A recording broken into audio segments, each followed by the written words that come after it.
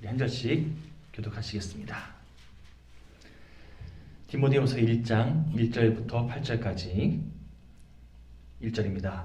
하나님의 뜻으로 말미암아 그리스도 예수 안에 있는 생명의 약속대로 그리스도 예수의 사도된 바울은 사랑하는 아들 디모데에게 편지하노니 하나님 아버지와 그리스도 예수 우리 주께로부터 은혜와 긍휼과 평강이 내게 있을지어다. 내가 밤낮 간구하는 가운데 쉬지 않고 너를 생각하여 청결한 양심으로 조상적부터 섬겨오는 하나님께 감사하고 내 눈물을 생각하여 너 보기를 원함은 내 기쁨이 가득하게 하려 함이니 이는 내 속에 거짓이 없는 믿음이 있음을 생각함이라. 이 믿음은 먼저 내 외조모 로이스와 내 어머니 유니게 속에 있더니 내 속에도 있는 줄을 확신하노라. 그러므로 내가 나의 안수함으로 내 속에 있는 하나님의 은사를 다시 부릴 듯하게 하기 위하여 너로 생각하게 하노니 하나님이 우리에게 주신 것은 두려워하는 마음이 아니요 오직 능력과 사랑과 절제하는 마음이니 8절입니다. 그러므로 너는 내가 우리 주를 증언함과 또는 주를 위하여 갇힌 자 된 나를 부끄러워하지 말고 오직 하나님의 능력을 따라 복음과 함께 고난을 받으라. 아멘. 자, 디모데 전서 또 후서 또 디도서 뭐 이런 서신들을 흔히 목회 서신이라고 합니다.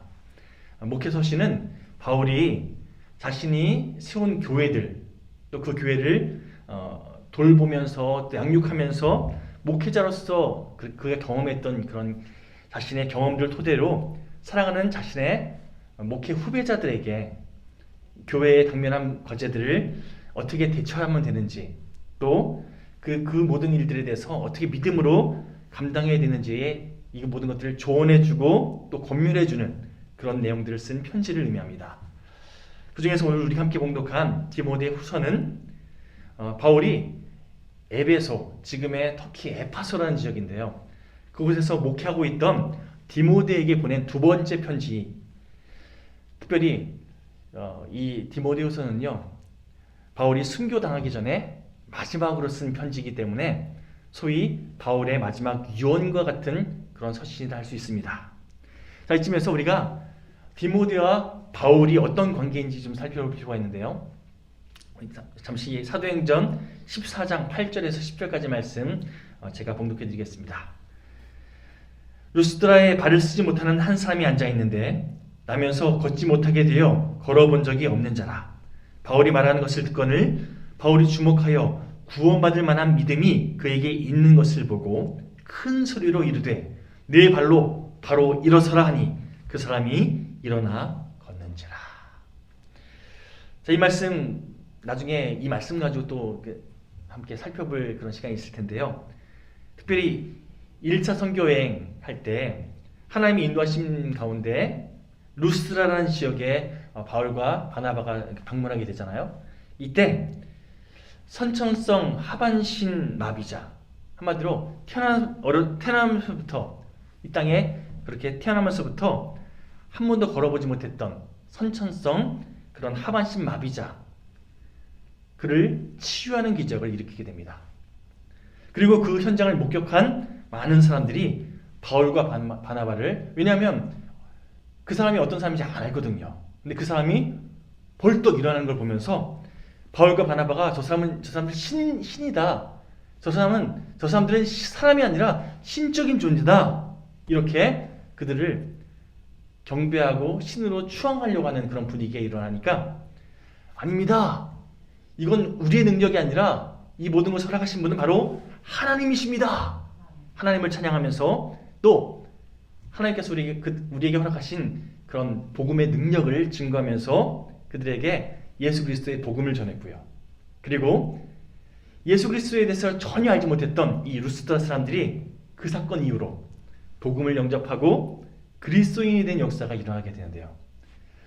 나중에 살펴보겠지만 특별히 이 태어나면서부터 걷지 못했던 그 사람이 바울이 전하는 말을 듣고 바울이 전하는 이 복음을 듣고 나서 바울이 그에게 참 대단한 집중력이 있었던 것 같아요.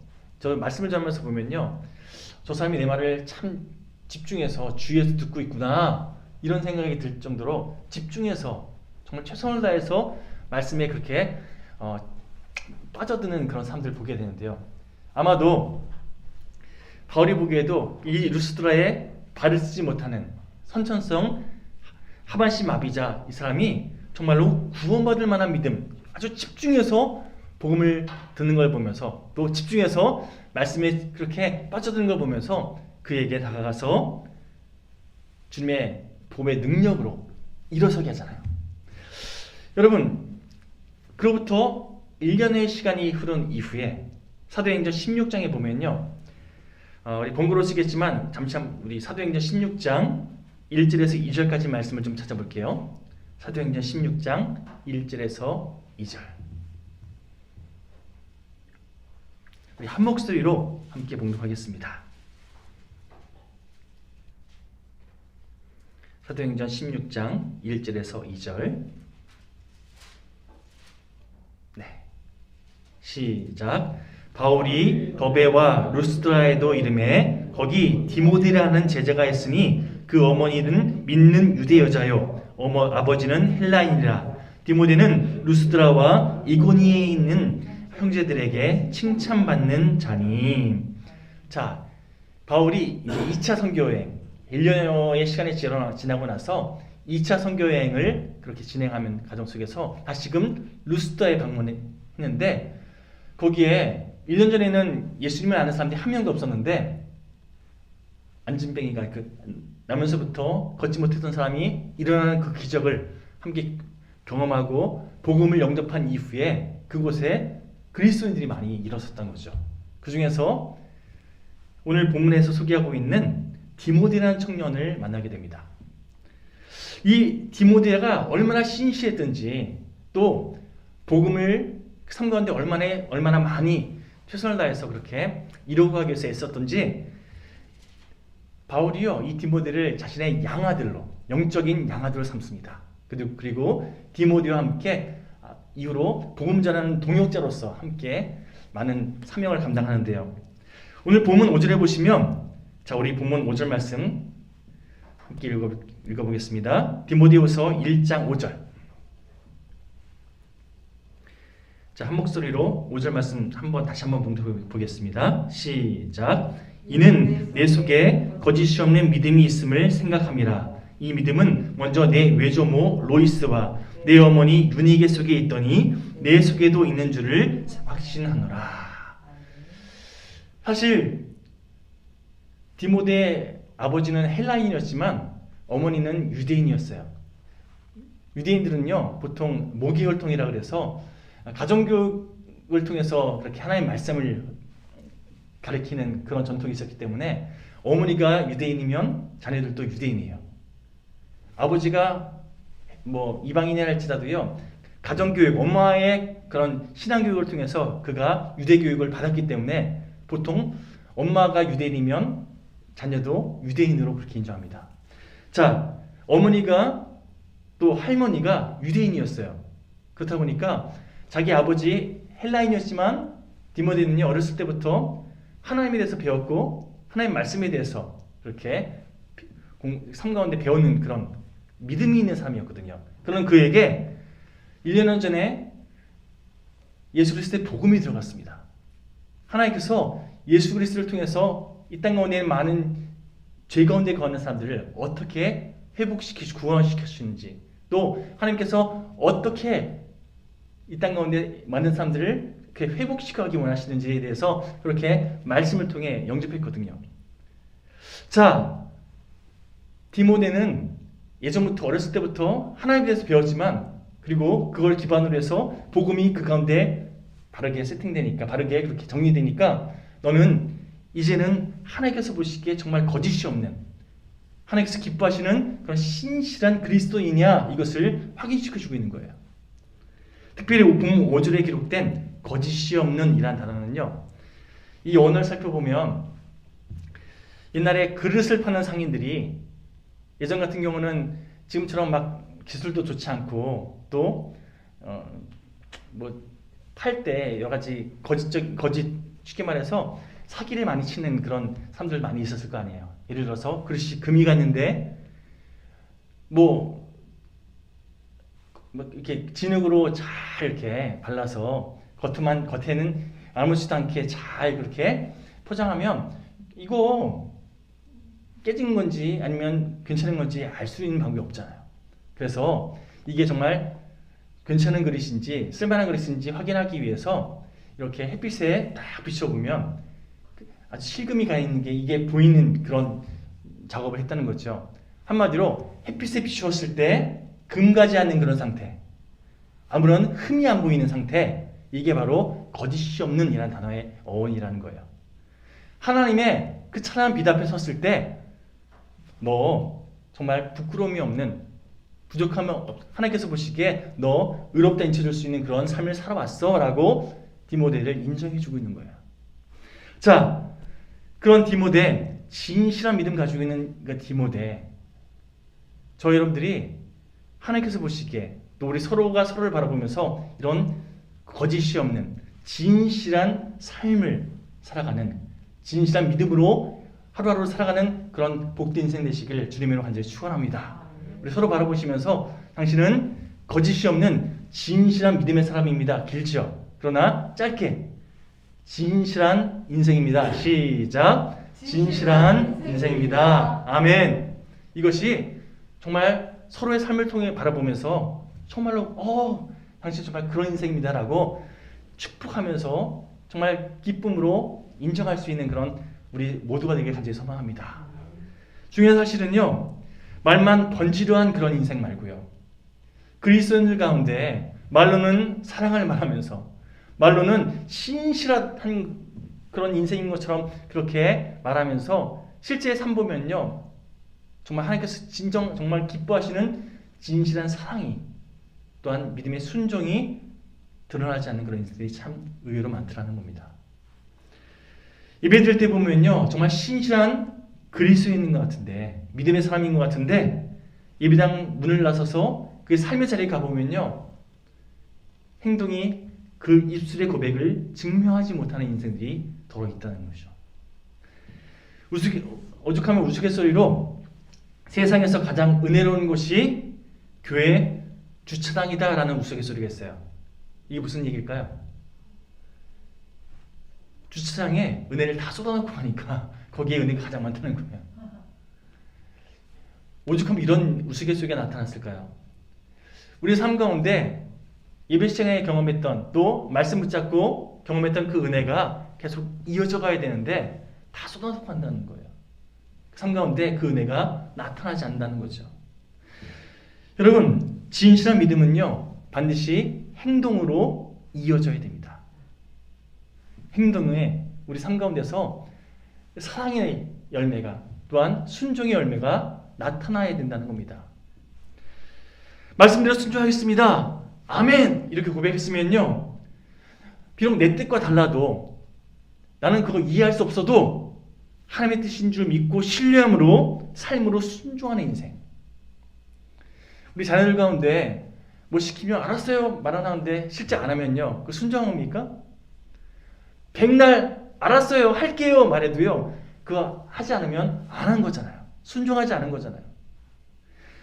백날 말로 아무리 진실하게 고백한다 할지라도요, 삶 가운데 나타나지 않으면 아무것도 아니라는 겁니다. 현재 바라는 것은 언제나 진실한 믿음으로, 거짓이 없는 믿음으로 하나님의 마음을 시원케 하는, 또한 하나님께서 정말 기뻐하시는 그런 저와 여러분 모두가 되시기를 다시 한번 주님의 이름으로 간절히 축원합니다. 우리 다시 한번 옆 사람에게 이렇게 믿음으로 선포했으면 좋겠습니다. 진실한 믿음으로. 진실한 믿음으로. 아멘. 진실한 믿음으로.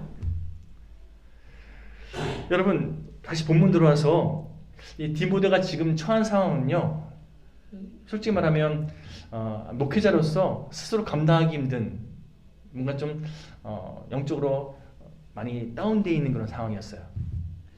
교회 내부적으로는 거짓 교사들이 침투해서 소위 영지주의 같은 이단 사상들이 그렇게 교회를 막 뒤흔들고 있었고요. 거짓된 가르침들로 인해서 성도들이 미혹되고 있었어요.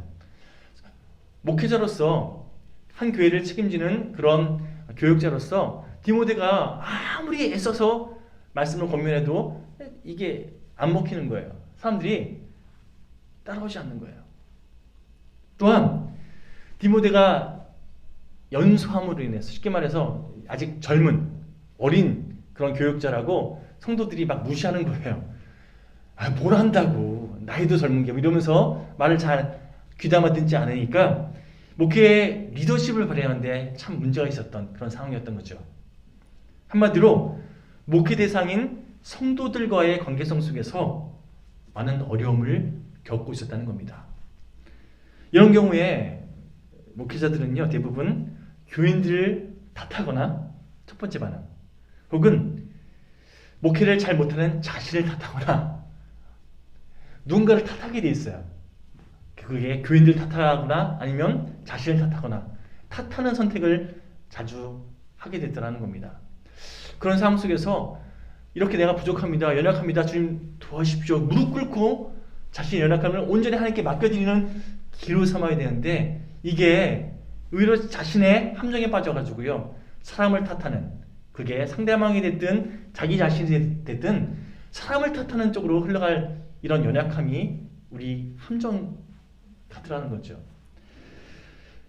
여러분, 심한 경우 내가 부족해서 하나님의 교회를 망치고 있는 거 아닌가 스스로 두려움 속에 빠지는 경우들도 있습니다.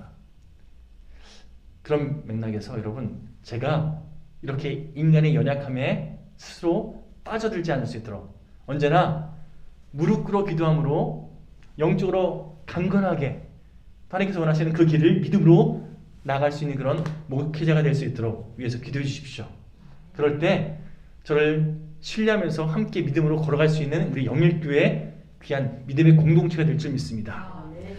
여러분, 지금 디모데는요, 상한 갈대 같은, 꺼져가는 심지 같은 그런 상태였습니다. 특별히 지금 너무나 사랑하는 영적 스승이었던, 자신의 영적인 아버지였던 바울이 손을 들어보니까 아까 얘기했던 것처럼 지금 바울이 곧 죽게 될 거라는, 사형받게 될 거라는 그런 소식이 계속 들려오거든요. 말할 수 없는 자괴감이, 자기가 정말 존경하고 사랑하는 영적인 아버지가 곧 죽게 될 것 같고, 자기가 감당해야 될 그런 교인들과의 관계는 이거 해결 안 되고, 이러니까 이제 디모데가 지금 너무나 힘든 상황이에요.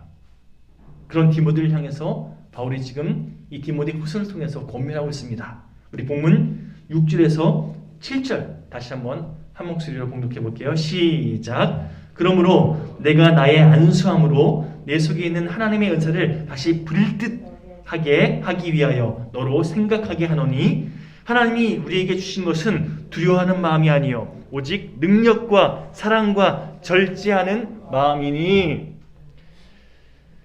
상한 심령으로 이렇게 무너져 있지 말고, 너 인간적인 그런 생각, 그런 고민들 붙잡고 막 안 된다고, 힘들다고, 이거 어떻게 할 수 없다고 그렇게 무너져 있지 말고 다시 일어나라. 내가 너 하나님께서 주신 마음이 무엇인지 다시 확인시켜 주는데, 그 두려움 아니라 뭐라고요? 오직 능력과 사랑과 절제하는 마음, 이거 붙잡으라고, 이렇게 바울에게 믿음으로 선포하고 있다는 겁니다. 두려움이 아니라는 거예요.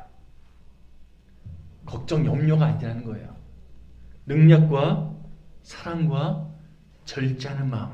그러니 너의 속에 있는 그 하나님의 마음, 하나님을 향한 그 열정 다시금 불듯 일으키시는 그 하나님을 의지하면서, 네가 마음 먹는다고 되는 게 아니야. 너의 마음을 다시금 불듯 일으키시는 하나님을 의지할 때에 하나님께서 주님의 보혈, 십자가의 보혈 능력으로 너를 다시금 일으키실 거야.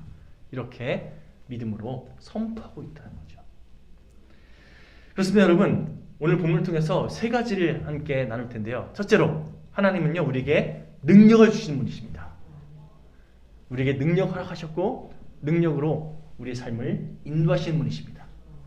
특별히 오늘 우리말 능력으로 번역된 헬라어 두나미스라는 단어는요, 하나님께서 허락하시는 전능하신 능력을 의미합니다. 폭발적인 능력.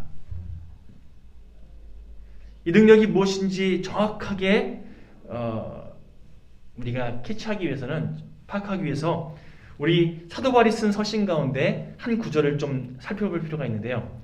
제가 봉독해 드리겠습니다. 내게 능력 주신 자 안에서 내가 모든 것을 할 수 있느니라. 제가 너무나 좋아하는 제 삶 가운데 제가 막 무너질 때마다, 제가 막 인간적으로 연약해서 그렇게 주춤할 때마다 스스로에게 되뇌이는 믿음을 선포하는 그런 구절입니다. 내게 능력 주신 자 안에서 내가 모든 것을 할 수 있느니라. 빌립보서 4장 13절 말씀. 그렇습니다. 여러분, 이 구절은요, 흔히 생각하는 것처럼 하나님께서 나에게 능력 주시니까 나는 그 하나님 안에서 내가 원하는 것 모든 것 다 할 수 있습니다, 이런 의미로 고백하는 게 아니에요. 이 고백의 진정한 의미를 알기 위해서는요, 빌립보서 4장 12절 말씀을 좀 살펴볼 필요가 있는데, 제가 세 번역으로 읽어드리겠습니다. 나는 비천하게 살 줄도 알고 풍족하게 살 줄도 압니다. 배부르거나 굶주리거나 풍족하거나 궁핍하거나 그 어떤 경우에도 적응할 수 있는 비결을 배웠습니다. 쉽게 말해서 내가 어떤 상황에 놓여있든지 간에 나는 그 상황 속에서 적응하며 감당할 수 있는 그런 비결을 배웠는데, 그 비결이 뭐냐? 하나님을 의지하면 된다는 거죠. 그 하나님을 의지할 때 나는 그 하나님 안에서 그 모든 상황들을 감당할 수 있는 그런 인생을 살아갈 수 있습니다, 이 고백하는 거예요. 여러분, 이런 고백이 있는 이후에 내게 능력 주신 안에서 내가 모든 것을 할 수 있습니다, 이렇게 고백하는 사도 바울의 이 선포, 중요한 것은요, 두나미스, 다시 말해서 능력, 하나님께서 주시는 이 능력은 실패 안 하는 능력이 아니에요. 하나님만 의지하면 모든 것을 이루는 실패하지 않는 그런 능력이 아니라 비천에 처하기도 하고 또 감옥에 갇히기도 하고 실패하는 거잖아요. 우리 인간적인 생각은, 그렇죠? 억울한 일 당하고 또 어떤 어려움이 닥쳐오고, 그렇게 우리 인간적인 생각으로 봤을 때 실패하는 것 같이 보이는 그런 상황도, 혹은 그 반대로 우리가 생각지도 않았던 좋은 조건, 어떤 좋은 그런 과정들이 우리에게 찾아왔어요. 좋은 조건이든 아까 얘기했던 나쁜 조건, 실패하는 조건이든 이와 상관없이 그런 환경에 연연하지 않고 다만 그 모든 것을 주관하시는 하나님 뜻 안에서, 그 모든 것을 우리에게 허락하신 하나님을 신뢰하는 믿음으로 언제나 하나님 뜻 안에서 그 하나님 뜻을 이루기 위한 인생을 살아가는 내가 되겠습니다, 이 고백을 하는 거예요. 자, 전기작가로 유명한 존 폴락이라는 분이 이 사도 바울의 일대기를 쓴 책이 있습니다. 사도 바울이라는 책인데요, 그가 빌립보서 4장 13절 말씀을 이렇게 해석했습니다. 읽어드릴게요. 내 안에 거하시는 분의 능력으로 나는 무슨 일이든 겪을 준비가 되어 있습니다. 아까 제가 암송했던 내게 능력 주신 자 안에서 내가 모든 걸 살 수 있습니다, 이 고백을요 다시 봉독해 드릴게요. 내 안에 거하시는 분의 능력으로 나는 무엇이든지 겪을 준비가 되어 있습니다. 주님께서 나와 함께 하셔서 내 삶을 주관하시는, 내 삶이 인도자 되심을 내가 믿기에 나는 어떤 상황이든지 겪을, 감당할 준비가 되어 있습니다.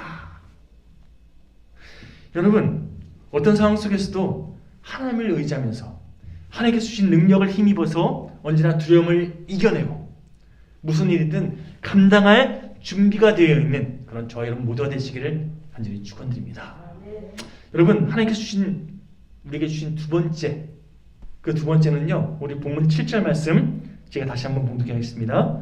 하나님이 우리에게 주신 것은 두려워하는 마음이 아니요 오직 능력과 그 다음에 뭐라고요? 사랑과. 우리에게 주신 두 번째가 뭐라고요? 사랑.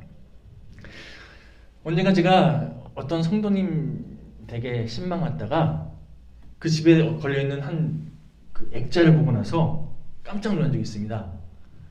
누군가에게 선물 받았다는데 이렇게 써 있어요. 당신이 가장 사랑하지 않은 사람만큼만 예수님을 사랑하고 있습니다. 다시 한번 읽어드릴게요.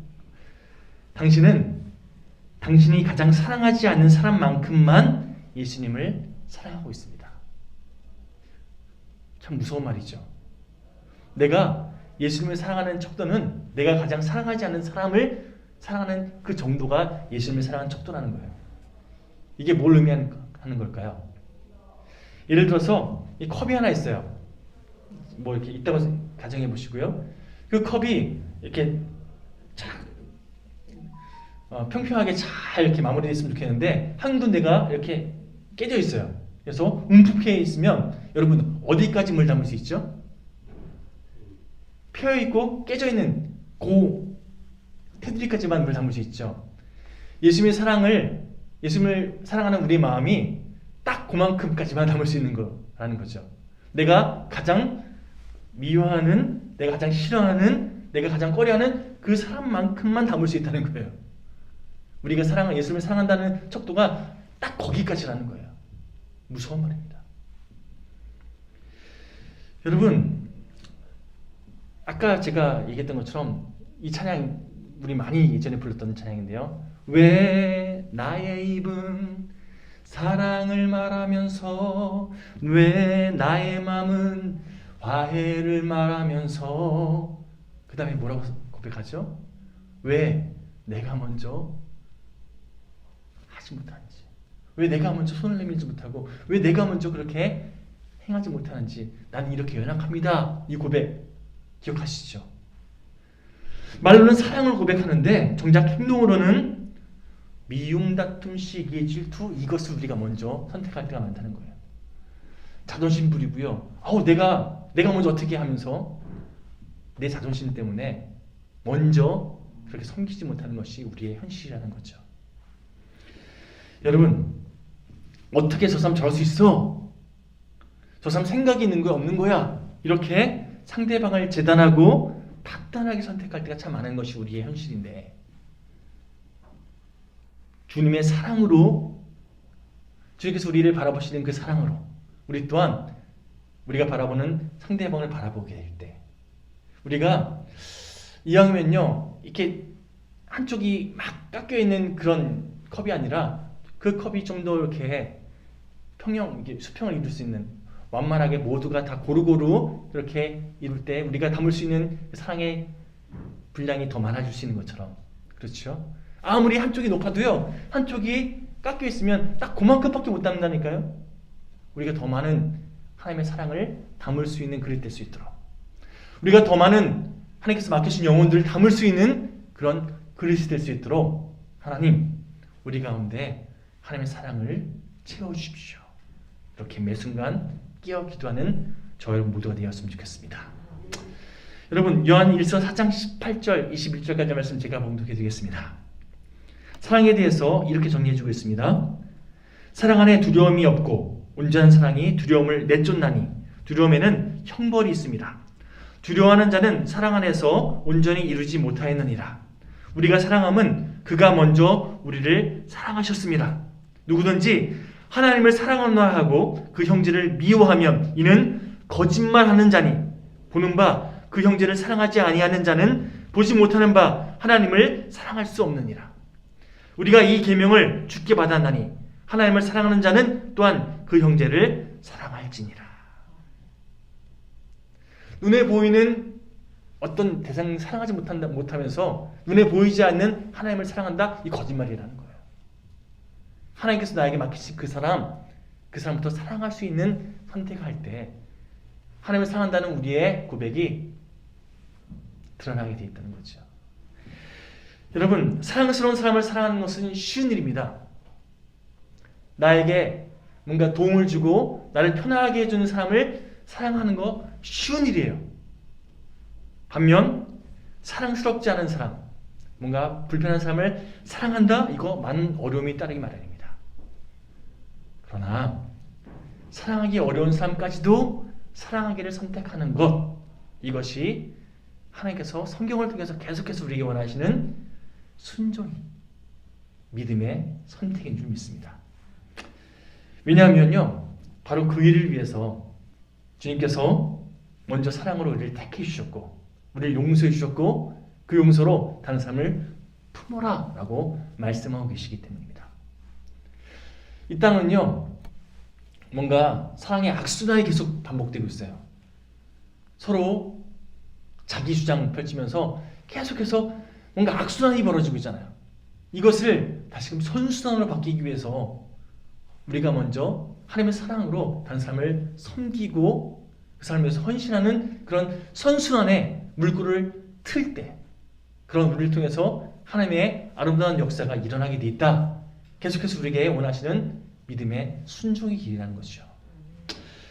여러분, 하나님께서 우리에게 주신 그 세 번째 능력, 사랑, 또 뭐였죠? 절제하는 마음. 절제는요, 여기까지만 하면 되죠. 뭐 쉽게 말해서 좀 덜 하는 거, 여기까지 이렇게 한계를 정하고 나서 더 안 할게요. 이렇게 뭔가 내 기준 삼아서 하는 이런 걸 말하는 것이 아니라 아예 미련 없이 끊어버리는 것을 의미합니다. 칼로 물을 자르는 것처럼 아주 미련 없이 끊어버릴 수 있는 것. 하나님께서 우리에게 원하시는 어떤 뜻이 있을 때 내가 믿음으로 내가 원하는 것을 딱 끊어버리고 그렇게 하나님께서 원하시는 것을 선택할 수 있는 것. 이게 절제하는 마음이에요. 중요한 것은 제가 지금 말씀드렸던 이 절제하는 마음, 우리가 결단한다고 우리가 마음먹는다고 되든가요? 우리는요, 작심삼일이라고 아무리 마음먹어도 그렇게 되어지지 않는 것이 우리의 연약함이에요. 그러나 할 수 있습니다. 어떻게 해요? 우리는 할 수 없지만 우리가 하나님께 온전히 우리를 내어 맡기면요, 하나님께서 우리로 하여금 할 수 있도록 도와주신다는 거예요. 나는 할 수 없지만, 우리는 할 수 없지만 하나님의 능력으로 할 수 있는 것, 그것이 믿음 생활입니다. 여러분, 절제하는 마음을 주시는, 우리로 하여금 절직케 하시는 그 하나님의 도우심을 힘입어서 보암직스럽고 먹음직스러운 것 투성인 이 땅을 살아가면서 무엇을 보아야 할지, 또 무엇을 보아서는 안 되는지, 무엇을 먹을 수 있는지, 무엇을 먹으면 안 되는지, 무엇을 하면 안 되고 무엇을 해야 할지를 그렇게 주님의 뜻 안에서 바르게 분별하고, 또한 끊어버릴 것 끊어버리고 행해야 할 것 순종하면서 행하는 그런 저 여러분 모두가 되길 간절히 소망합니다. 아멘. 말씀을 이렇게 정리하고 싶습니다. 하나님께서 우리에게 주신 것은요, 두려워하는 마음이 아니라, 걱정하고 염려하는 마음이 아니라, 우리 인간의 생각으로 이렇게 저렇게 판단하는 그런 마음이 아니라, 오직 능력, 내 능력이 아니라 하나님께서 주시는 그 놀라운 능력, 사랑, 내가 기준돼서 이 사람을 사랑하고 저 사람은 미워하고 이렇게 내가 기준된 사랑이 아니라 하나님께서 우리에게 원하시는 그 헤세드의 사랑, 끝까지 참아주시는 사랑, 절제하는 마음, 내가 기준돼서 이 정도만 하면 되지 뭐 내가 여기까지 할게요 타협하는 그런 절제가 아니라 하나님께서 우리에게 허락하신 대로 끊을 거 끊을 줄 알고 행할 거 아멘으로 순종하며 행할 줄 아는 그런 삶을 살아갈 때, 여러분, 이거 사도 바울이 디모데에게 권면한 이 세 가지요, 인간적으로 해야지 결단한다고 되는 거 아니라고 말씀드렸죠. 우리가 하나님 안에 온전히 거했을 때 가능한 일임을. 쉽게 말하면요, 바울은 지금 너 지금 하나님 품 안에서 좀 벗어나 있어. 네가 지금 두려워하고 있고, 너가 성도들 바라보면서 막 들끓 이런 모든 과정들 결국 하나님 품에 벗어나 있는 상태이기 때문에 그런 거야. 네가 하나님께 온전히 너를 맡겨봐. 그러면 모든 것이 회복되어지는 것을 경험하게 될 거야. 이것을 고민하고 있는 상황인 거예요. 동일한 마음으로, 동일한 그런 믿음으로 여러분들에게 권면합니다. 언제나 주님 안에 거하십시오. 온전히 주님의 뜻 안에서 여러분들 삶을 내어 맡기십시오. 그래서 주님께서 주시는 능력으로, 주님의 사랑으로, 주님께서 하시는 그 절제함으로 우리 삶을 언제나 믿음으로 승리하는 우리 모두가 되시기를 간절히 축원드립니다. 이번 한 주간도 보배의 능력 힘입어서 능력과 사랑과 절제하는 마음으로 언제나 영적 전쟁에서 승리할 수 있는 그런 우리 모두가 되시길 간절히 축원합니다. 함께 시간 이 찬양 고백하시고 함께 결단하는 시간 되었으면 좋겠습니다. 우리 찬송가 366장 요즘 계속해서 고백하고 있죠. 366장 고백하겠습니다.